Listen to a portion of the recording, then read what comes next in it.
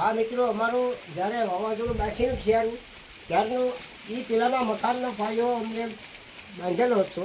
ત્યારે અમે મકાન કર્યું ત્યારે ટોળાની સંતર છે. આ કંઈ આયોજન પાળા નથી. આ ટોળા આવે નાના નાના એનાથી સડેલું છે.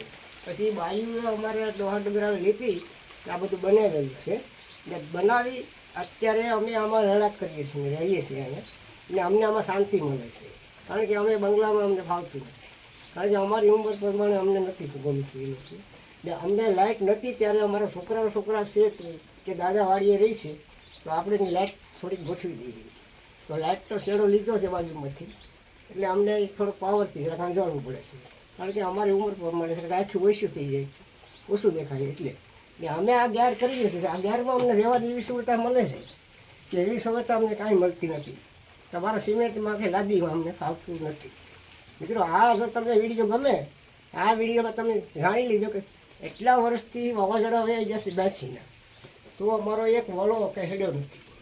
અમારું મકાન એની આજુ છે. પછી અમારા નળિયા તો ફટી ગયા હતા બેસીમાં, ત્યારે અમે નળિયા થોડાક બદલાવેલા છે. બાકી અમે એમાં કાંઈ કર્યું નથી. મિત્રો, આ એ વાવાઝોડું હતું ત્યારે અમારા ગામની અંદર, અમે પારડીથી બોલીએ છીએ, એટલે પારડી ગામને સામે અમારા દીવ છે. દીવને અમારે ફૂલ ત્યારે કાંઈ દીવની અંદર નહોતું. ત્યારે અમે હોળીમાં બેઠી ને આટરણ કરવા જતા દીવની અંદર.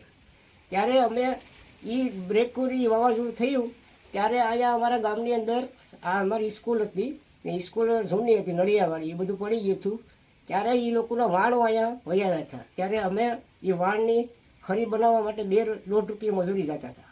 તો એ મજૂરી કરતા અહીંથી અમે અમારી ખેતીમાં ત્યારે બધું સાફ થઈ ગયું હતું. ત્યારે અમારી પાસે કોઈ સગવડ નહોતી રહી. પછી અમે અહીં રેડાક કર્યું હતું. ને અહીંયા અમારા સુલા છે. આ અમે આટલા વર્ષથી અહીંયા અમે કાઢેલું છે બધી. ને અહીંયા અમે કેટલા જણા રહીએ છીએ. ને અમારું પરિવાર આવીને અમે જિંદગી કાઢી છે. ને એ લોકો અમારે અત્યારે મકાનો છે ઘરે, પણ છોકરા બધા રહી છે. પણ અમે અહીંયા ડોહાને બધી રહીએ છીએ. છોકરા આવે છે સાંજ સવાર, ને અમે શાંતિથી રહીએ છીએ. ને આ મકાનમાં જીવવાની ને આ મકાનમાં રહેવાની સુવિધા તમને કેવી મળે છે. મિત્રો, આ જે એ મકાનમાં તમને કેવી રહેવાની સુવિધા મળે છે, એટલે તમે રહો એટલે તમને ખબર પડે છે કે આપણે કેવા મકાનમાં રહેવું ને કેમ શાંતિ મેળવવી, એ તમને ખબર પડે. બરાબર. પછી અત્યારે અમે આ જણખો સુકાવી નાખ્યો છે. અમારા અત્યારે નળિયા છે એના ગળી ગયા છે, અત્યારે ઉપર સડાય એમ નથી. તો એ અમારે એમ કહેવાય કે અત્યારે સડાય તો આપણે અલગ કઈ થાય, તો આપણે હેઠા આવીએ. કારણ કે એટલી ઉંમરે પડ્યા તો કાંઈ દવાખાના હાજર ન કરી શકે. પાણી પડતું હતું મિત્રો, એટલે અમે પાણી પડતું એટલે એનું ઢાંક્યું હતું. પછી અમારું એક કે આ દરવાજા, પછી આ લાકડા, જ્યારે અમારે અત્યારે સુતારી કામ ત્યારે કરતા કોઈકમાં, અત્યારે કોઈ સુતાર કામ નથી કરતા. અટાણે એક દરવાજો તમે લેવા જાઓ તો રેડીમેડ સિવાય કાંઈ મળતું નથી. અમારા હાથના દરવાજા બનાવેલા છે. અને એ બધું હાથે જ ઉપયોગ કરેલું છે. કોઈ વસ્તુ આમાં કોઈ કેમિકલ કે કોઈ વસ્તુ અમે વાપરેલી નથી. તમારે જોવું હોય તો પણ મકાનની અંદર રહો ને મકાન જો તમને કેવું ખબર પડે કે આ લોકો કેવી રીતે જિંદગી જીવ્યા છે. મિત્રો, ચોમાસું ચાલે છે એટલે અમે સળી એકતા નથી ઉપર, કારણ કે અમારે ત્યાં સળાય એમ નથી. કારણ કે હવે ચોમાસું જાય પછી અમે કંઈક રિપેરિંગ કરીશું એને. કે આ અમારી દિવાલ જે પડી ગઈ હતી ત્યારે અમે એને પાછી બનાવી છે. અને પાછી બનાવી અને એમાં જરાક સૂનો ને એવું છોકરાઓને લગાડી દીધું છે. ને અમે જ્યારે અમે આટરણ કરવા જતા ગામની અંદર, ત્યારે અમારે સાયકલ લઈને એમ જતા. ત્યારે અમારી જૂની સાયકલ છે, પહેલાં 28 દોઢની સાયકલ આવતી, ત્યારે અમે એની માથે અહીંથી લઈને જતા બધો એટલો વજન. અત્યારે તમારી મોટરસાયકલ પર એટલો વજન નહીં લઈ જતા હોય તમે લોકો. અત્યારે અમે ત્યાં અમે અમારા સમયમાં એ કામ કરતા. એ સાયકલના વર્ષ કેટલા થયા છે, 82 પહેલાંની સાયકલ છે. એટલે એ ત્યારે પછી અત્યારે તમને સમજાવું કે અત્યારે અમે આમાં કાંઈ રિપેરિંગ કામ કરેલું બીજું કંઈ નથી.